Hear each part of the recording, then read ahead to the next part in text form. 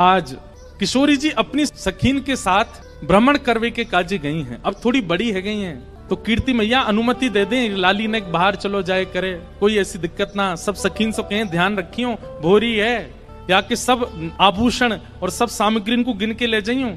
किशोरी जी आज यमुना तट देखने की जिद करती हैं और सब सखीन के साथ यमुना तट गई हैं। यमुना जी की अविरल धारा देख करके किशोरी जी तो वहीं बैठ गई और सब सखीन से बोली, आज यहीं कछु पामेंगी, यहीं कछु भोजन करेंगी, जाओ वन में से कछु फल ले आओ, वन में से कछु पुष्प ले आओ, एक दूसरे को श्रृंगार करेंगी और यहीं फल को सेवन करेंगी।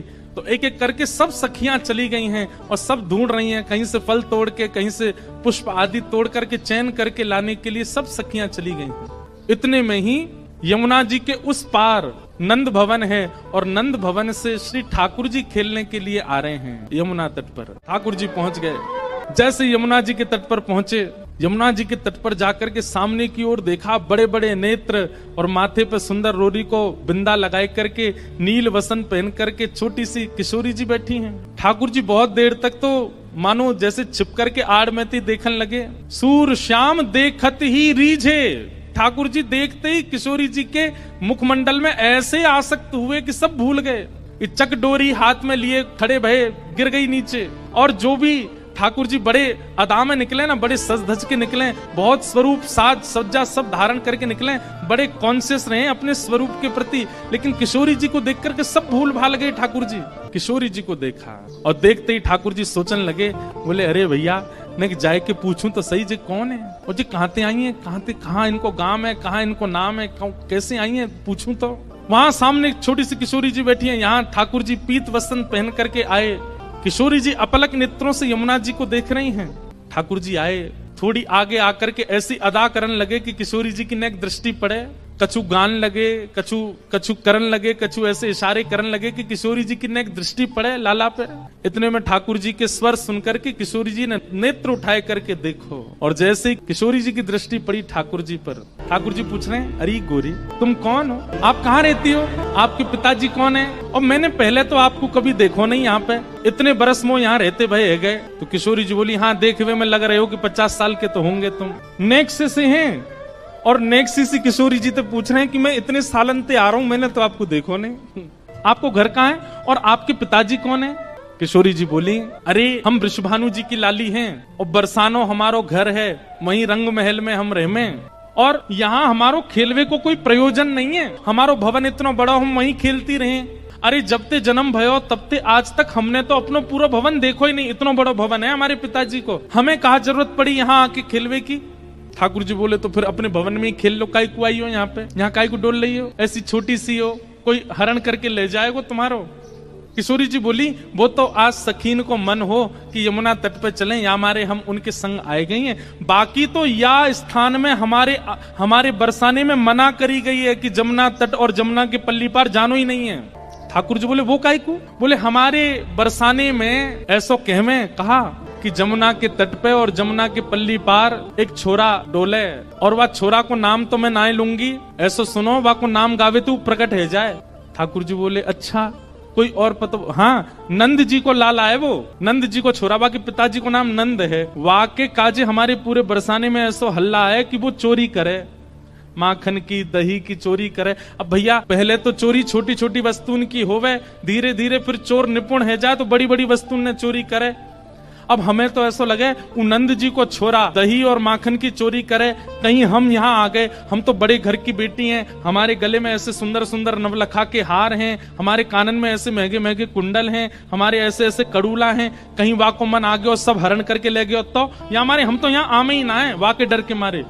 इतने में ही ठाकुर जी नीची नजर करके सुनने बोले, अच्छा। किशोरी जी बोली, अच्छा तुमने देखो वो नंद जी को छोरा, तुम जानो भाई। ठाकुर जी बोले, वैसे बहुत बदनाम है बेचारो, ऐसो है ना है वो, मैं तो भाई बहुत अच्छे से जानू, वो ऐसो है ना है, बहुत सीध हो भोर हो बेचारो, भाई यूं लगे कि घर में दही खाऊंगो, घर में मक्खन खाऊंगो, मेरी मैया बूढ़ी है गई है, वाकू दही बिलोनो पड़ेगो, बूढ़ी बाड़ी मैया की सेवा करनी चाहिए, वासो काम नहीं कराना चाहिए, या हमारे दूसरे के घर जाके दही खाया वे। और इन गोपीन ने वहां पे झूठ और चोरी को आरोप लगाई दियो, मैं तुम्हें सांची बता रहा हूं। किशोरी जी बोली, जा तरीका से आप पक्ष ले रहे हो और जा तरीका थे तुम्हारे नैन मटक रहे, बातें तो यूं लग रही है कहीं तुम ही तो नहीं हो नंद के लाला। ठाकुर जी की मुस्कान देख करके किशोरी जी उठ के खड़ी है, अरे तुम ही हो नंद के लाला, मैं अभी भाग रही हूँ, रुको। अरे अरे ललिता, अरे विशाखा, कहाँ को चली गई? अरे देख वही चोर आए गए और जाके हम सब चर्चा कर रहे। ठाकुर जी दौड़ करके गए, सामने जाके बैठ गए हाथ जोड़ करके, और कहा कह रहे हैं तुम्हारो कछु चुरायो हमने? किशोरी जी बोली अभी तक तो नहीं चुरायो, आगे की पता नहीं है।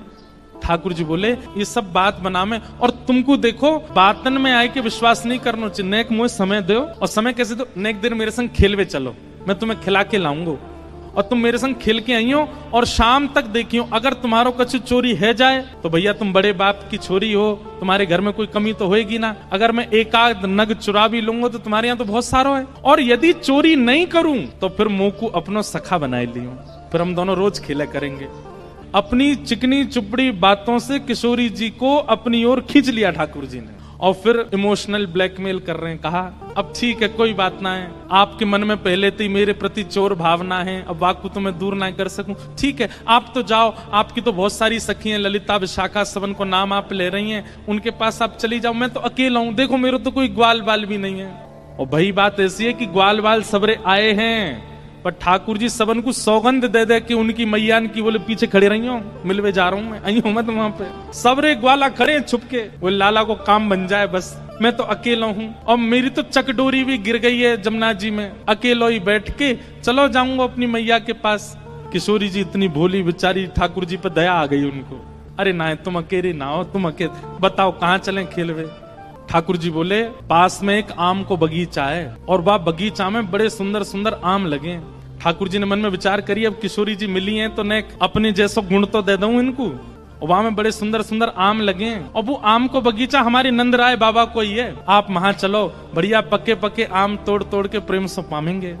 हाँ किशोरी जी बोली हाँ चलो आम पावे चलेंगे। अच्छा इस बीच खूब बात भई है ठाकुर जी और किशोरी जी की, हाथ पकड़ के दोनों जा रहे हैं। किशोरी जी बोली अच्छा अपनो नाम तो बताए दो। ठाकुर जी बोले मेरो नाम है कान कुंवर। किशोरी जी बोली नाम तो बड़ा अच्छा है लेकिन इतना बड़ो है मुझे याद ना है रो। किशोरी जी भी कितनी बोली है, बोले मुझे याद ना है रो। ठाकुर जी बोले अरे या में कौन सी बड़ी बात, देखो या को स्पर्श करो, जे कहा है, बोले कान, बोले बस या कान को स्पर्श कर दी तुम्हें कान याद आ जाएगा, फिर कुंवर, कान कुंवर, कान ते मेरो नाम याद आ जाएगा। किशोरी जी बोली हाँ तुम्हारो नाम याद आएगा। अच्छा तुम रहो कहाँ को? ठाकुर जी ने अपना पूरा पता बता दियो, जमुना जी पार करोगे सीधे जाओगे वहां पे गोकुल आ जाएगो, वहां सबसे बड़ी हवेली जो है वो हमारी है, हम बड़े बाप के लाला हैं, तुम बहुत देर से बता रही बड़े तुम्हारो महल है, ऐसो आंगन है, ऐसो सब है, सब बात है रही है। और किशोरी जी को हाथ पकड़ करके ले गए बगीचा में, एक आम को वृक्ष। ठाकुर जी ऊपर चढ़वे में निपुण कम है और होंगे भी तो किशोरी जी के सामने आज दिखा रहे हैं मुंह पे चढ़वो ना आवे। ऊपर 2-3 बार चढ़े फिर फिसल गए। किशोरी जी बोली अरे तुम पे तो चढ़वो ना आवे, देखो मैं चढ़ के बताऊं। किशोरी जी बोले हाँ आप चढ़ जाओ। किशोरी जी ऊपर चढ़ गई। ठाकुर जी बोले प्रथम मिलन हुआ है, पहले मिलन में अपनी छाप नहीं छोड़ी तो हम काय बात के कन्हैया, अब आ जाओ ऊपर। ठाकुर जी बोले अरे श्यामाजू अगर मैं ऊपर आ जाऊंगा और फिर आम तोड़ेंगे तो नीचे पकड़ेगा कौन, और हम आम तोड़ेंगे नीचे गिर के सब फट जाएंगे तो पामेंगे कैसे। किशोरी जी बोली हाँ बात तो सही है, तो कहा करें। ठाकुर जी बोले मैंने अपनी पीताम्बरी खोल ली, आप ऊपर ते आम घेरो। किशोरी जी बोली हाँ ये अच्छा। नीचे ठाकुर जी खड़े हैं, किशोरी जी आम तोड़ रही हैं, खूब सारे आम तोड़ लिए, ये बारो निकारो वो बारो निकारो। ठाकुर जी नीचे तो ही बता रहे हैं, किशोरी जी ढूंढ ढूंढ के आम दे रही हैं नीचे। इतने में ललिता विशाखा ढूंढ रही हैं हमारी किशोरी जी कहाँ चली गई, और ढूंढते ढूंढते ढूंढते उनको दूर वृक्ष पर नील पोशाक धारण करी भाई किशोरी जी दिख गई कि ऊपर चढ़ी हुई है वहां पे। यहाँ ते ललिता विशाखा दौड़ी, ठाकुर जी को पता चल गई कि ललिता विशाखा आ रही ऊपर ते। किशोरी जी बोली ये सब मेरी सखियां सबरी आ रही हैं, अभी इनको भी आम खमामेंगे। ठाकुर जी बोले ये 8 और ये 9 और मैं 10 और आम उतर के आए 5, या को मतलब पहले तो यही पामेंगी और बाकी इनकी सबरी चतुर सखी ये सबरी पा जाएंगी, मुंह को कहा मिलेगो। सो ठाकुर जी ने कहा कियो हे श्यामाजू जे आम ने गंदे से है गए, मैं इनको जमुना जी में धोके ला रहा हूँ भाई।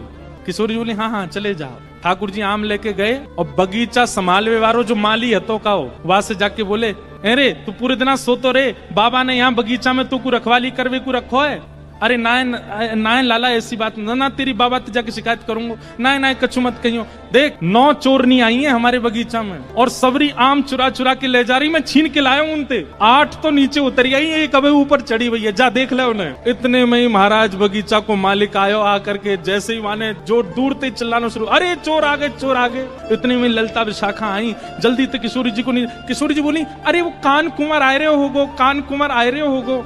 ललिता जी बोली, भागो यहाँ से, जान बचाओ। जैसे तैसे किशोरी जी को लेकर के भागी वहां से। ठाकुर जी प्रेम से अब आनंद में आगे बोले, हाँ अब नेक बढ़िया हुआ ना, छाप छूट गई नेक। ये प्रथम लीला है, प्रथम मिलन है किशोरी जी और ठाकुर जी का। लेकिन ठाकुर जी ने लीला तो कर दी, लेकिन यहाँ स्थिति ये हो गई कि ठाकुर जी वापस गए और ठाकुर जी के मन में किशोरी जी की रूप माधुरी ऐसी बस गई है। वो नेत्र, वो नासिका, वो मुखमंडल, वो कान, वो चाल, वो बोली, वो सब ठाकुर जी के मन में ऐसी घर करके बैठ गई है कि अब कोई और सुहा नहीं रहे है। छोटे से ठाकुर जी 5 वर्ष के लाला ऐसे गुमसुम चुपचाप बैठे हैं, चलते चलते हंस रहे हैं, बैठे बैठे मुस्कुरा रहे हैं। जैसे एक प्रेमी की स्थिति हो जाती है, नेक से ठाकुर जी की वैसी स्थिति है गई। और वही स्थिति हो गई है किशोरी जी की। एक बार ठाकुर जी श्यामा सखी बन करके गए। ठाकुर जी विचार करके गए, मैं जाके किशोरी जी के मन की देख के तो आऊं। ये मेरे सामने तो प्रिय प्रिय बोले, मोए मेरे बिना ही मोए मेरे बारे में कहा बोले, मैं एक बार सुन के तो आऊं। नीचे लहंगा पहनो है, ऊपर चुनरी पहनी, बिल्कुल यहाँ तक पूरी चुनरी लगा ली है, हाथन में बढ़िया चूड़ी पहनी है, कानन में कुंडल पहने हैं, क्षुद्र घंटे का यशोदा मैया ने पहनाई, वहां में छोटी छोटी घंटी लग रही है, वह कौंधनी बना करके कमर में पहनी है, पामन में पाजेब पहनी है। ठाकुर जी गए श्यामा सखी बन करके किशोरी जी के पास, बरसाने में प्रवेश कियो। सबरी गोपी के आहा कैसी मनोहर चाल है, नेक सी गोपी कैसी मटक मटक के चल रही है। अरे सखी तू कौन की लाली है? ठाकुर जी तेज तो है बोलवे में, जो पूछे तू कौन की लाली, बोले तेरी हूँ, भूल गई। अरे बड़ी चपड़ चपड़ बोला है। पहुंच गए ठाकुर जी बरसाने। बरसाने में द्वार पर जाकर के सखीन से बोले, मुझको भीतर जान दो। सखी बोली, कौन हो तुम? बोली, मैं श्यामा सखी हूँ। कहाँ ते आई हो? बोले, पास के गांव नंदगाम ते आई हूँ और मुझ किशोरी जी ते बहुत जरूरी बात करनी है, मुझको मिलवाओ। सखी ने बोली, बोले भानु बाबा के पास जाओ, शिकायत आदि करनी है, कोई न्याय चाहिए तो वहां जाओ, ये किशोरी जी के पास आवे के लिए नहीं है।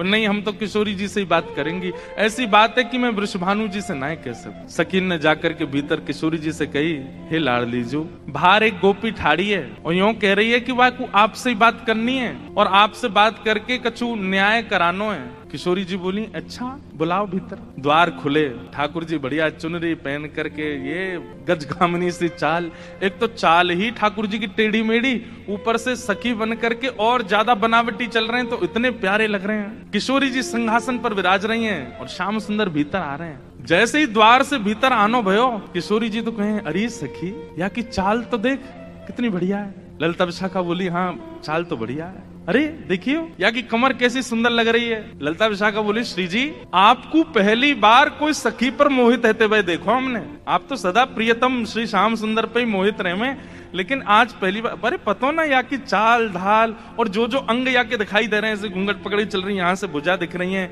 नेक नेक थोड़ा उधर भी दिखाई दे रहा है, थोड़े थोड़े चरण भी दिखाई दे रहे हैं, जो जो अंग मुंह को दिख रहे हैं ना, इतने प्रिय लग रहे हैं कि मैंने ऐसी प्रिय स्वरूप तो पहले देखो नहीं है। और किशोरी जी कहने, ललिता तू मेरी एक बात सुन। बोल, कहा, ये जो भी बात करे वो सुन लेंगे, फिर बाकी बात याकू अपने सखी समाज में ले लियो। मुख बड़ी भारी है, अभी याकू मुख नहीं दिखो, मुख मैं तभी आप पे मोहित है गई हूँ। विशाखा जी बोली, नहीं रुक जाओ, आन तो दो, बात तो होने दो। किशोरी जी आज जैसे ठाकुर जी को देख के हो जाती है, वैसी हो गई है एक सखी को देख। स्वयं पर भरोसा नहीं हो रहा है किशोरी जी को कि मैं ऐसी क्यों है रही हूँ। ठाकुर जी आके सामने खड़े है गए, उन्हें एक बनावटी सी आवाज भी बना ली ठाकुर जी ने। किशोरी जी बोली, कहो सखी, कहा नाम है तुम्हारो? अजी मेरो नाम तो श्यामा सखी है। स्वर सुनते ही किशोरी जी के नेत्र बंद है गए। ललिता जी को हाथ पकड़ के कहें, मुझको कहा हेरो है, या के चाल या के रूप रंग सब देख करके तुम या के स्वर में भी कछु आकर्षण है। ललिता जी बोली, श्यामाजू ऐसे ना करो करें। अरे वो सखी है, वहां पे आप मोहित काई को रहे? बोले, ना पता ना, या मैं तुम्हें ना लग रहा आकर्षण? बोले, ना हमें तो ना लग रहा। किशोरी जी कह रही है, अरे मैं अपने आप तो बाहर जा रही हूँ, ये सखी कैसी है, या के स्वर कितने सुंदर। ठाकुर जी खड़े खड़े बोले, अरे श्यामाजू मुंह को इतनी देर है गई खड़े खड़े, आप मेरो न्याय करोगी कि नहीं करोगी? किशोरी जी बोले, अरे मैं तो ऐसे बहल गई, बताओ कहा बात है। बोली, मैं आपसे आज न्याय की याचना करके आई हूँ। मैं रहूं नंदगाम में और नंदगाम में नंद बाबा के महल की बिल्कुल समीप ही मेरो घर है।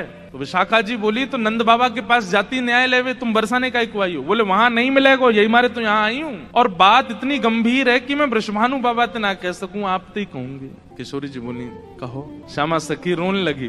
ठाकुर जी रोने लगे, आंसू ने पहुंचने लगे। अरे मैं कहाँ बताऊं, कैसे मोहते कहूं, मुझको तो लज्जा आ रही है बतावे में।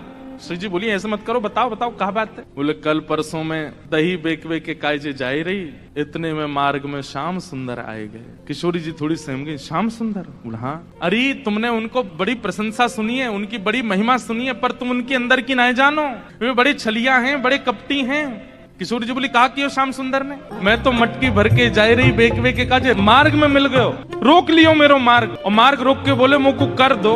कर माने टैक्स दो, जैसे टोल गेट लगे रहते हैं, ऐसे ठाकुर जी ने जगह जगह ब्रज में नाकाबंदी लगा रखी है अपनी जबरदस्ती की। और जैसे इनको पता चले कि कोई सखी मथुरा को जा रही है तो वही मार्ग पर चले जाएं और जाए करके सब सखान के संग बैठ जाएं और आवे वाली सखीन तक कहें हमें कर दे के जाओ, जे मार्ग हमारे परदादा ने बनवायो है। ये मार्ग हतो ना हो, हमारे दादा परदादा ने ये मार्ग बनवायो, या हमारे यहाँ मार्ग को कर लेने को अधिकार हमारो, कर दो। गोपी के कहा कर चाहिए? बोले मटकी सब नीचे धर दो, हमारो जितनो मन होगो हम ले लेंगे, बच्ची कुछ तुम मथुरा ले जाइयो, ये करे। अब मटकी नीचे धर के अगर कोई गोपी कह दे कि लाला तो जितना हो पाले, ठाकुर जी छोड़ेंगे वहां में? स्वयं पाले, लेकिन स्वयं को पेट तो नेक सो। फिर ग्वालान ने पवा में गोपी के अब तो है गयो दे दो। अरे अभी हमारे और भी ग्वाला है। बोलो फिर कौन नाम है? फिर बंदरों को कू कू करके ठाकुर जी आवाज करते हैं, खूब सारे बंदर आ जाते हैं, फिर उनको बांटते हैं। वहां के बाद गोपी के सबरो मक्खन तो खत्म है गयो, मटकी है तो छोड़ दो। ठाकुर जी बोले मजो नहीं आयो, जब तक यहाँ मटकी की आवाज नहीं आवेगी डंडा तो वहां मटकी फोड़े। फिर कहें गोपी मक्खन तेरो बासो हो नेक्सस, दोबारा लेके आइयो। ऐसो करे तुम्हारो ये कन्हैया, कौन कर देगो या को? अरे राजी राजी नेक कर ले ले तो बात ठीक भी है, ये तो मटकिन ने फोड़ दे, सबन ने खवाए दे, लेकिन मेरे संग तो बहुत बुरो कियो। किशोरी जी बोली कहा क्यों? बोले मेरो घूंघट उठा लियो, मेरी चुनरी खींच ली, मेरे हाथ में रोड दियो, और अच्छा इतनो ही कियो और तो कछु ना कियो। अरे कहाँ बताऊं और कहा कियो? बोले और कहा कियो? मैं तो चाहूं भी ना हूं कि वो मेरे पकड़ में आवे, क्यों? बिना पकड़ के इतना उधम मचावे, पकड़ लूंगी तो जन कहा करेगो, ऐसो कष्ट दे मुझको, मैं कहा बताऊं आपको। श्री जी थोड़ी घबरा सी गई। अच्छा श्री जी को ये है कि अकेले में मुंह से कन्हैया की बुराई कर ले तो तुम्हें सह भी लूं, ये ललिता विशाखा के बीच में काई को बोल रही है? ये तो वैसे ही उनसे चिड़ी रहे हैं, इतनो इनके सामने क्यों कह रही है? श्री जी कह रही है अरे तू चिंता मत करे, श्याम सुंदर को हृदय कारो नहीं है, वो बस स्वरूप ते ने कार्य से लगे, वो ने अपनी लीलान में थोड़े से ऐसे चटक मटक से हैं, बाकी हृदय से ऐसे नहीं है। तो ठाकुर जी तो सुनने आए हैं ना कि मेरे बारे में कैसे विचार हैं श्री जी के। अच्छा आप बड़ी हृदय की जानो उनकी? ठाकुर जी कह रहे हैं आप बड़ो पता हो उनके हृदय को। श्री जी बोली मतलब ऐसो तुम्हें ना पता, लेकिन हाँ जितनो मैंने सुनो है, जितनो मैंने जानो है, वहां से मेरो अंदाजो ऐसो है कि वो हृदय ते ऐसे नहीं है, वो तो बस एक लीला करें। ठाकुर जी बोले अरे श्यामाजू तुम कहा जानो, जाको रंग कारो होवे ना, जो भीतर ते अत्यंत कारो है जाए, वाको रंग भी कारो है जाए। अब तो ठाकुर जी ऐसी ऐसी बुराई करने लगे अपनी ही कि श्री जी को ने क्रोध आवे, और फिर इनके हृदय के भाव सुनू मैं। जाको हृदय बड़ो कारो रे ना, वाको रंग भी कारो है जाए। ये श्याम सुंदर केवल लीला नहीं करे, ये हृदय तो ही ऐसे हैं। मुझे तो ऐसा लगे जैसे जैसे आपने भौरो देखो है ना श्री जी, वो एक पुष्प पे बैठे वाको रस ले, फिर दूसरे पुष्प पे चलो जाए वाको रस ले, और देखो भौरो भी कारो रे और एक कन्हैया भी कारो। जे एक को कभी नहीं रह सके, ये तो सबको है। कमर भी टेढ़ी, चाल भी टेढ़ी, मुख भी टेढ़ी, और मुझे तो ऐसा लगे यशोदा मैया गोरी, नंद बाबा गोरे जी, इनको छोड़ा ना है जी कहीं औरतें आयो है। ठाकुर जी बड़ी बड़ी बुराई करने लगे अपनी ही किशोरी जी के सामने। थोड़ी देर तो किशोरी जी सुनती रही, और थोड़ी देर बाद किशोरी जी को क्रोध आया, अपने स्थान पे खड़ी है गई। बोले ए श्यामा सखी बहुत देर रह गई तो बोलते बोलते, अब एक नहीं सुनूंगी तो तेरी कितने मक्खन चुरा लिए, कितनी मटकी फोड़ दें तेरी। अरे ललता लेके आ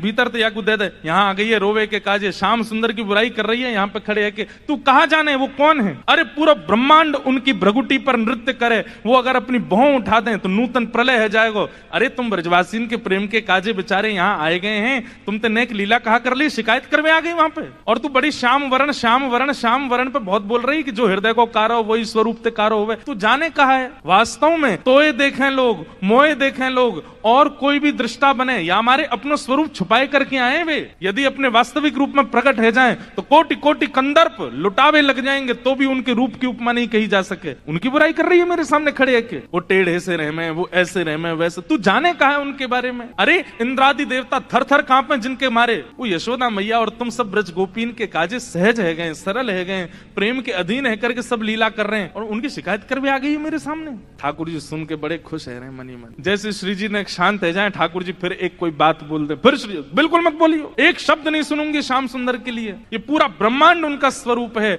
उनके रोम में कोटि कोटि ब्रह्मांड लुढ़कते हैं। इस ब्रह्मांड पर कृपा करके, इस भूमि पर कृपा करके वो जन्म लेकर के नंद यशोदा के यहाँ आ गए और तुम उनके महत्व को नहीं समझ रही हो। अरे कोई ऊंची पदवी पर बैठो भयो, जब प्रेम के अधीन है जाए तो वो अपनी पदवी छोड़ करके कई बार आपके संग बैठ के पान लगे, आपकी थाली में बैठ के भोजन करने लगे। कोई आपकी थाली में भोजन कर रहा हो या को मतलब वो आपसे प्रेम बहुत करे। अरे सखी तू जाने ना है श्याम सुंदर को, वो साक्षात परमात्मा है। वो यदि तुम्हारे संग ये लीला कर रहे हैं तो अपने भाग्य मनाओ, अपने सौभाग्य मनाओ। उनकी रूप कांति को मैं कहा वर्णन करूं? कोटि कोटि किशोरी जी वार दे जाएं तो भी श्याम सुंदर की रूप की महिमा ना कही जा सके। मेरे सामने एक शब्द नहीं बोली उनके बारे में। श्यामा सखी बोली, पहले तो मैंने संदेह में सुनी कि किशोरी जी को और हमारे नंद के लाला को कछु प्रेम संबंध है, पर आज तो मुंह को ऐसा लग रहा वास्तव में हते। किशोरी जी बोली, नहीं नहीं ऐसी कोई बात नहीं है, ये तो सब तुमने ऐसी मन। नहीं नहीं नहीं, मुंह को तो लग रही है। आप इतनों कैसे जानो वाक्य के बारे में, इतनों कैसे मानो वाक्य के बारे में? किशोरी जी एक बात बताऊं? बोले हाँ। बोले मैं अकेली नहीं हूं शिकायत करवे वाली, ऐसी अनेक बैठी हैं। आपको ऐसा लग रहा है कि श्याम सुंदर तो केवल लीला कर रहे हैं, पर इस वक्त यही समय श्याम सुंदर कोई और सखी के संग भी ऐसी क्रिया कर रहे होंगे। वहां को मार्ग रोक रहे होंगे, वहां के हाथ पकड़ रहे होंगे, वहां की चुनरी उड़ा रहे होंगे, वहां की मटकी फोड़ रहे होंगे। और नए विश्वास होवे तो आपको अगर बहुत प्रेम है तो आप श्याम सुंदर को पुकार के देख लो, यदि वो आ जाएं तो मैं मान जाऊंगी। आमेंगे ही नहीं। ठाकुर जी कह रहे हैं मैं तो सामने ही खड़ा हूं, मैं कैसे आऊंगा? किशोरी जी से कह रहे हैं ललिता विशाखा है भूल जाओ, बाकी सब बातें न भूल जाओ। आपको प्रेम है ना श्याम सुंदर से, मैं आपसे शर्त लगाए के कह रही हूं आप पुकारो, और यदि श्याम सुंदर आपके सामने आए गए तो जीवन भर आप दोनों की चाकरी करूंगी। ये श्यामा सखी को वचन है आपके लिए, बुलाए लो। किशोरी जी बोली, देख मोते मत बोले, मैं जानू, मुझको प्रबल विश्वास है कि श्याम सुंदर आ जाएंगे, मैं बस टेर लगाऊंगी और दौड़े दौड़े आवेंगे। श्यामा सखी बोली, आज है जाए, बुलाए के देख लो आ जाए कि नहीं। किशोरी जी तुरंत नेत्र बंद करके बैठी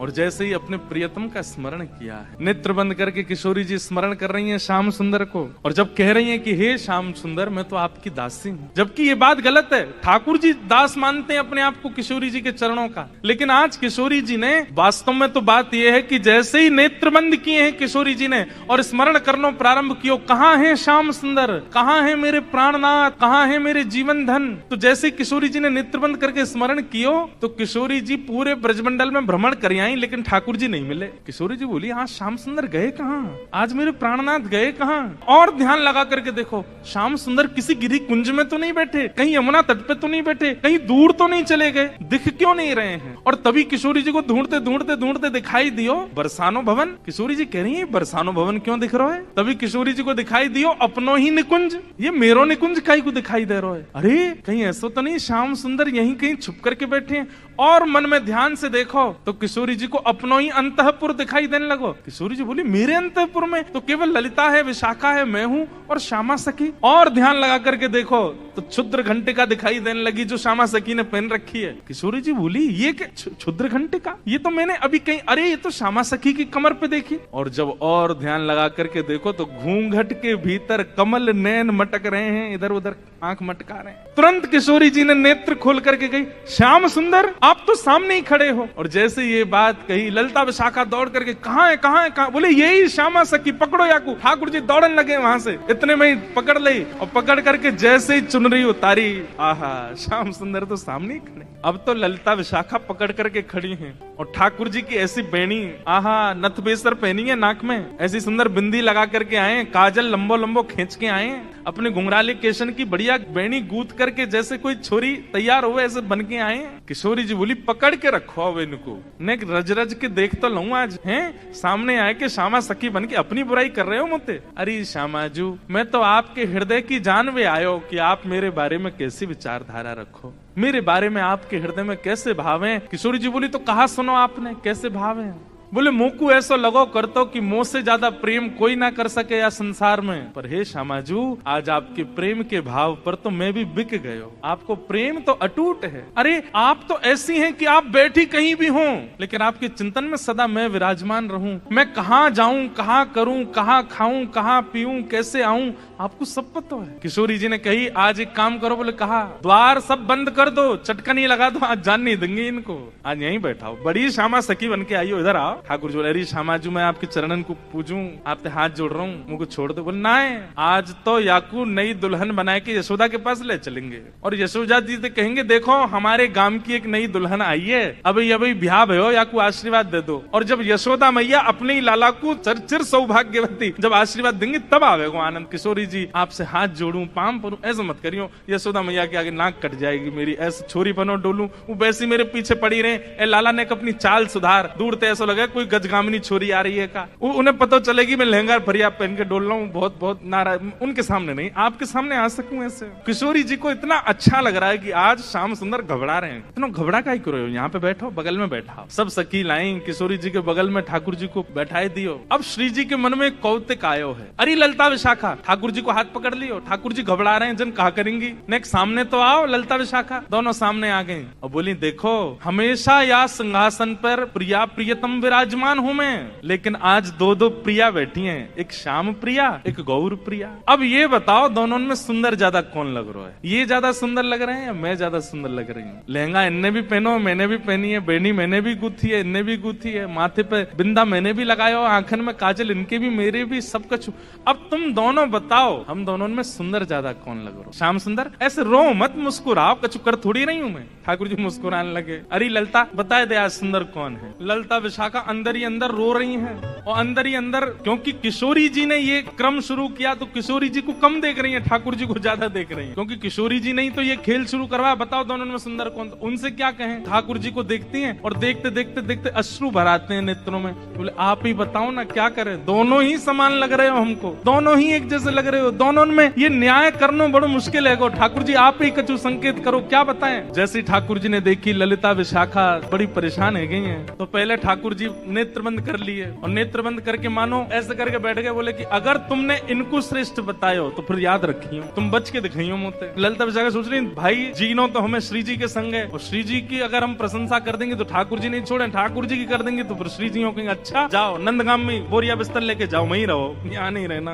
अंत में ठाकुर जी से कहने लगी, बोले बताओ तो क्या करना। अंत में ठाकुर जी को दया आ गई, दया आके ठाकुर जी ने ऐसे इशारा किया, बोले इन्हीं की बताओ, बेसर इन्हीं की अच्छी है। बोले मेरी प्रशंसा कर दोगे मुझे सुख नहीं मिलेगा, इनकी प्रशंसा करोगे ये राजी भी आ जाएंगी, मुझे भी सुख मिले। और ललिता विशाखा बोली कछु नेक सरस, ये नहीं स्पष्ट बोला कि श्री जी की बेसर श्री जी को श्रृंगार ज्यादा सुंदर है, क्या कह रही है, बोले हे नंद नंदन हमें क्षमा करियो, कछु नेक सरस लली की बेस, आपसे नेक ज्यादा नहीं नेक सुंदर हमारी श्यामाजू लग रही। और ये बात कहते ही ठाकुर जी सिंहासन से नीचे आ गए, अरे जय हो हमारी श्यामाजू की जय हो, हमारी लाडली जू की जय हो, हमारी वृषभानु दुलारी की जय हो, सब जय जयकार करने लगे। किशोरी जी बड़ी आनंदित है गई, लेकिन मनी मन सोचने लगी अरे ललता तेने गलत कियो, ठाकुर जी ज्यादा सुंदर लग रहे हैं। अब ललता जी बोले अब ये लो ये अलग लड़ाई होगी, अब यूं लड़ेंगे कि तुमने मेरी काय को कह दी, तेने देखी ना देख कैसी बेसर पहन के आए, देख कैसी भौं लग रही है, तेने गलती कर दी, मेरी प्रशंसा इन्हीं की करनी तो है, आप कह रही हो तो यही सुंदर। अच्छा तो या को मतलब तेने वास्तव में ना कही,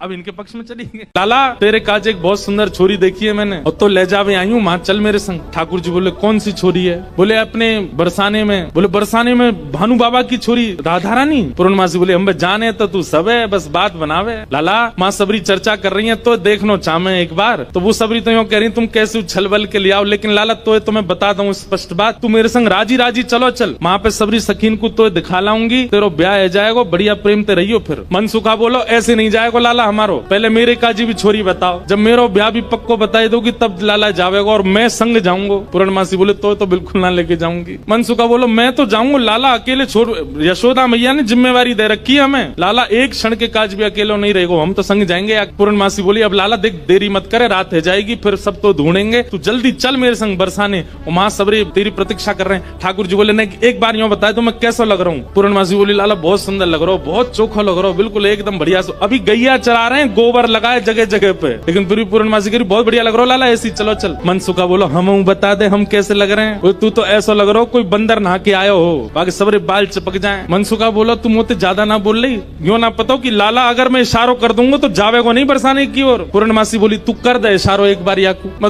मनसुखा बोलो लाला तू बरसानो नहीं जाएगो। पूर्णमासी बोली लाला संध्या हरी जल्दी चल, सोई ठाकुर जी चल दिए। मनसुखा बोलो लाला तेने बढ़िया हमारी यारी नभाई है, हमने हम एक बार हमारी बात मान जा तो रुक जा तो ने। बोले अरे ब्याह के काज में 6 महीना ते इंतजार कर रहा हूँ, जैसे तैसे हेरो तो है ना देखो, तेरी बात बाद में मान लूंगा मैं, अभी जान दे। मनसुखा बोलो मैं भी चलूंगा। खूब पूर्णमासी ने मना करी लेकिन मनसुखा बोलो मेरे बिना नहीं जाएगा, मैं चलूंगा। मनसुखा भी गयो। मनसुखा रास्ता में बोलो कैसो दिन आ गए हो भैया, बता दुल्हा पैदल पैदल जा रहा है, अरे कोई बैलगाड़ी तो मंगा ले, कोई घोड़ा तो मंगा ले, कोई ऊंट तो मंगा ले। पूर्णमासी बोली तुम जैसे इनके ब्याह है रहे यही बहुत बड़ी बात है, पैदल ही चल दो। बोले देख मैं तो पैदल चलूंगा लेकिन लाला पैदल इतना दूर बरसानो पैदल थोड़ी जाएगा, या के काजे अब तेरे काजे ऊंट कहाँ ते लाऊं मैं, तेरे काजे घोड़ी कहाँ ते लाऊं मैं। मनसुखा बोलो वैसे जरूरत तो ना है, तुम नेक और झुक जाओ तो तुम ही काफी हो, तुम पे बैठ जाओ, थोड़ी तो झुकी भाई हो, नेक और झुक जाओ। लेकिन पूर्ण ब्रज में सब कुछ सुख मिलता है ठाकुर जी के साथ। पूर्णमासी नेक और झुक गई, ठाकुर जी अपने कंधा पे बैठा लिए, दोनों तरफ पैर लटका करके ठाकुर जी मुंह दिखाई करवे जा रहे हैं, अपनो ही मुंह दिखावे जा रहे हैं। पूर्णमासी करी लाला पहली बार आयो बरसाने। ठाकुर जी कह रहे हैं हाँ पहली बार आयो हूँ। बोले हाँ प्रत्यक्ष रूप में तो पहली बार लाला आयो है, वैसे तुझन कितनी बार आ चुको। खुद ही कंधा पे बैठे बैठे रास्ता बता रहे, आगे ते बाएं मुड़ जाइयो,